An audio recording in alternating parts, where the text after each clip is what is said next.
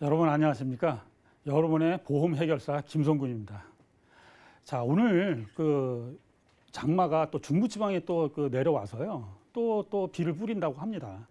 하지만 이 길고 긴 그 장마도 이번 주로 이제 종식이 된다고 하네요. 사실 올해 같은 경우는 코로나도 있고 장마도 역대 최장으로 길고요. 상당히 힘든 시기를 우리가 지금 지내고 있습니다. 사실 인생이라는 자체가 사실은 이렇게 어려움의 연속이고요. 이런 어려움의 연속 끝에 노후가 되면 좀 편안한 삶을 사는 것들이 가장 목표라고 할 수가 있겠죠. 그러면 여러분들은 노후 준비를 얼마나 하고 계십니까? 자, 여러분들 여기 지금 써 있는 혹시 연금을 달러로 받고 싶은 생각은 없으세요?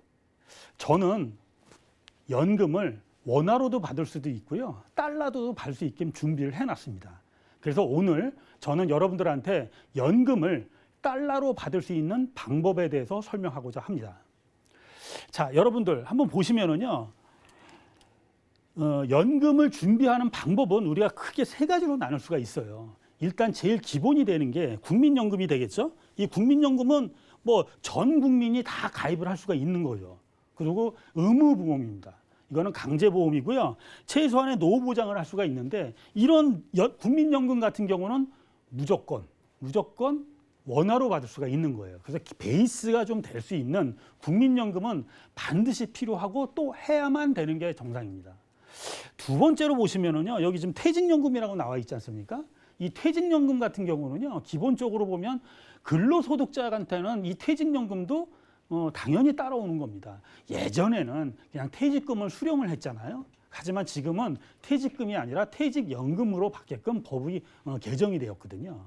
그런데 이 퇴직연금 같은 경우는 근로소득자만 해당이 되고요. 일단 자영업자라든가 이런 분들은 해당되지 않거든요. 그런데 이제 하나 이 퇴직연금 같은 경우 약간 좀 문제가 뭐냐면요. 이 퇴직연금에 대한 운영 방식이 두 가지가 있거든요. DC형이 있고 DB형이 있습니다. 이렇게 말씀드리면 잘 모르겠지만 쉽게 말씀을 드리면 적극적으로 주식에 투자를 해가지고 수익 성과를 내는 그런 형이 있고요. 그러지 않고 아주 안정적으로 가는 어떤 그런 형태가 있는데 현재 우리나라의 어떠한 그 퇴직연금에 운영하는 것들은요 상당히 수익률이 낮습니다. 그래서 내 돈을 내고 그냥 내 돈을 받는 수준밖에 되질 않거든요. 그러면 물가 상승률을 생각을 한다면 외려 좀 떨어진다고 볼 수가 있겠죠. 그래서 어쨌든 이 퇴직연금은 그다지 그렇게 큰 효용을 받을 수가 없다는 얘기고요.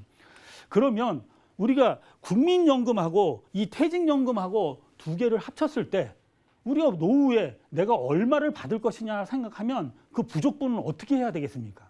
그것은 바로 이 개인연금으로 준비할 수밖에 없다는 얘기죠. 그런데 개인연금으로 준비하는 데는 두 가지 방법이 있거든요.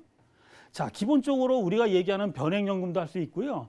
또 뭐 공시율연금도 할 수 있고 여러 가지 연금 형태도 있지만 오늘 소개해드리는 여러분들 달러로 한번 연금을 받는 그런 걸로 준비하시면 어떨까요? 자, 그러면은요, 여러분들 우리나라 사람들에 대한 어떠한 이 외화 자금이 얼마만큼 갖고 있는지를 한번 볼 필요가 있지 않겠습니까? 한번 보시게 되면은요,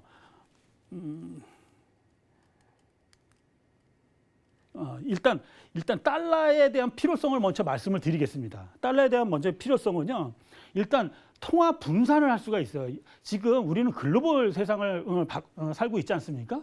그러면 이 글로벌 세상에서는 원화로만 가지면 어쨌든 환전을 해야 되고 또 그 원화와 달러를 이렇게 분산함으로써 어떠한 그 위험 가치들을 서로 나눠 가지면 결국은 자기한테 좀 도움이 될 수가 있다는 얘기고요. 두 번째는 이 지금 현재 제가 오늘 말씀드리고 싶은 것은 이 그 달러 연금은 기본적으로 그 확정된 지급률에 의해서 아무리 변액으로 운영을 한다고 하더라도 그 확정된 금액이 나가기 때문에 안정적인 은퇴 자금을 좀 받을 수가 있어요. 또 세 번째는 해외 여행을 가시거나 이럴 때는 반드시 해야 될 게 뭐죠? 우리 원화로 미국이나 홍콩이나 유럽에 가서 원화로 사용할 수가 있겠습니까? 안 되지 않습니까? 달러로 환전을 해야 되죠. 그럼 환전하면 환전 수수료가 발생을 하거든요. 만약에 내가 달러로 연금을 받으면 어디든지 달러 캐시기에서 카드만 집어넣고 내가 원하는 금액을 달러로 뺄 수 있다는 얘기죠. 얼마나 좋겠습니까?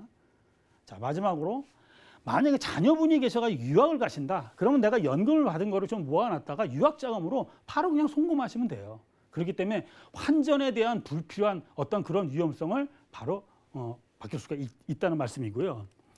자, 아까 좀 말씀을 드렸던 우리나라의 외화 자금을 얼마만큼 가지고 있는지 한번 보시게 되시면요. 여기 보면 국가별 금융자산 비중을 한번 보시게 되면은요. 한국, 일본, 미국이 있는데 압도적으로 우리나라가 이 그 금융자산 비율이 20%밖에 안 됩니다. 이 80%가 거의 금융자산 외자산으로 잡고 있거든요.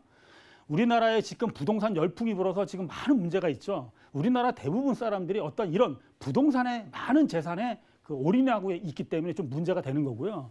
여기 보시면 일본이나 미국 같은 경우를 보시면 일본 같은 경우도 그 외화자산 비율은요 64% 자산이 금융자산이 64, 미국 같은 경우는 금융자산이 70%나 돼요. 그러면 금융자산을 갖고 있으신 분들이 만약에 그러니까 어떻게 외화자산을 보유했냐 봤더니요. 실질적으로 금융자산을 했던 분들은 외화자산은 거의 없고 전부 다 원화로밖에 가 있지 않습니다. 거의 외화자산은 미보유가 86.7%나 된다는 어떤 통계가 나와 있어요. 그러면 여기를 한번 더 보시면요. 외화자산을 갖고 있는 사람들의 원화 및 외화 보유 비중을 한번 볼까요? 원화자산이 90%예요. 그나마도 금융자산을 갖고 있으신 분들이. 외화자산은 거의 없다고 볼 수가 있고요. 여기 보시면 보유 현황을 보면 근데 외화자산을 갖고 있으신 분들이 여기 보시면 외화 예금 및 현금이 67%고요. 외화 보험으로 하는 것들 5.1%밖에 안 됩니다.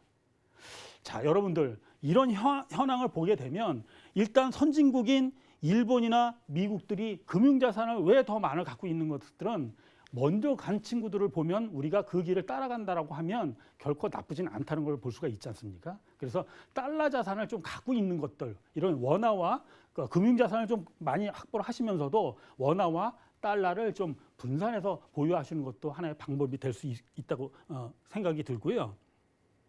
자, 본격적으로 오늘 말씀드리는 이 상품에 대해서 말씀드리겠습니다.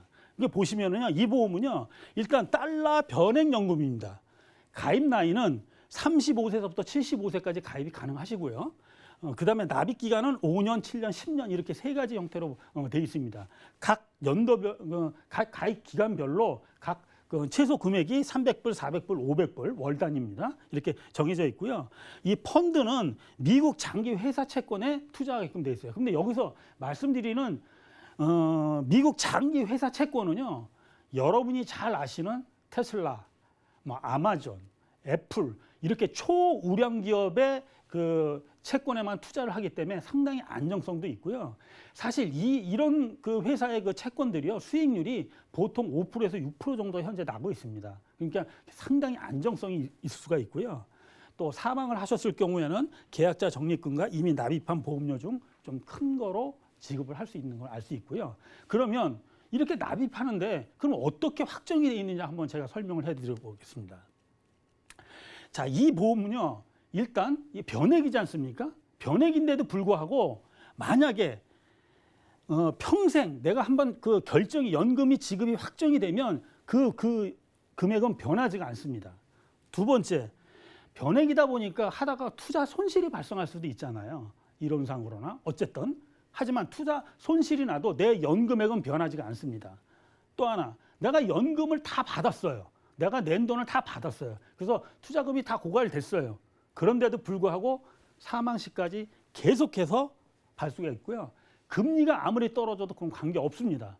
한 번 정한 그 연금액은 평생 사망할 때까지 나간다는 큰 장점이 있다는 얘기죠.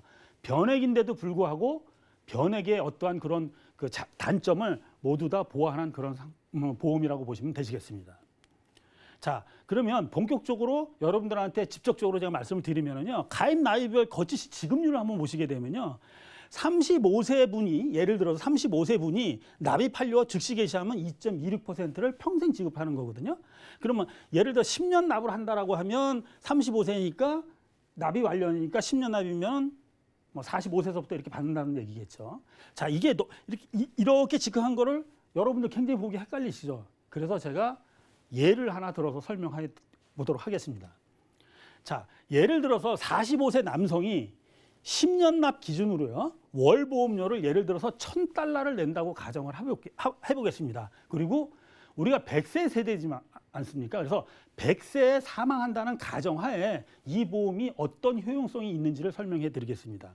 자, 45세에서부터 55세에 납입이 완료됐어요. 그러면 이분이 아까 그 표에 의해서 즉시 인출을 하면 납입과 동시에 연간 4,077불을 받게 됩니다. 그러면 100세까지 45년 동안을 받게 되거든요. 그러면 총 수령할 수 있는 게 18만 3천 불 정도를 받아요. 근데 이분이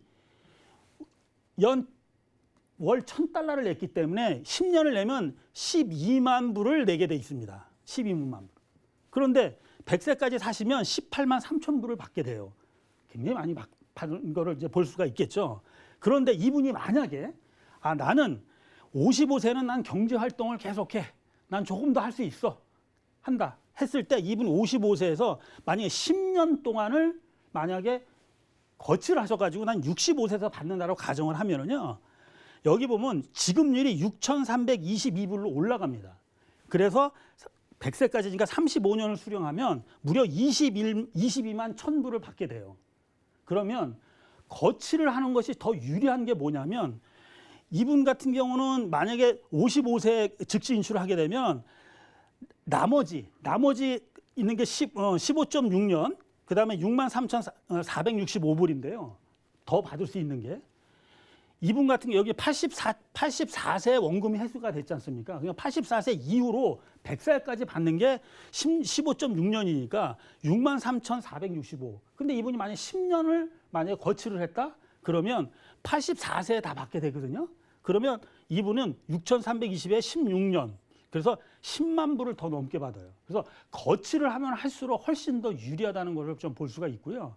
또 하나는 오래 살면 살수록 이 연금액은 굉장히 많이 커진다고 볼 수가 있겠습니다. 자, 정리하겠습니다. 이 보험은요, 펀드 운영 성과에 관계없이 평생 동안 확정 노후소득가 지급이 됩니다. 전혀 그 운영 실적에는 관계없이 한번 정해지면 계속 가는 거고요.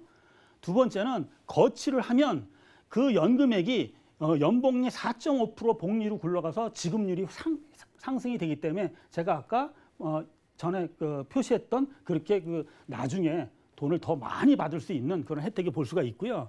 또 기축통화인 미국 달러로 노후소득을 받게 되다 보니까 우리가 안전자산인 우리 달러를 갖고 있고 또 원화랑 이렇게 좀 분산하는 효과도 있고요. 글로벌 금융위기와 같이 미국 장기 채권에 투자하다 보니까 상당히 안정성이 있다고 볼겠죠. 그리고 상황에 따른 유연한 적립금을 좀 활용할 수가 있으니까 중도 인출이 되는 거니까 여러분들이 이런 보험을 해서 노후에 여러분도 연금을 달러로 받으시는 거를 한번 고려해 보시면 좋을 것 같아서 오늘 이 보험을 소개해 드린 겁니다. 이상입니다.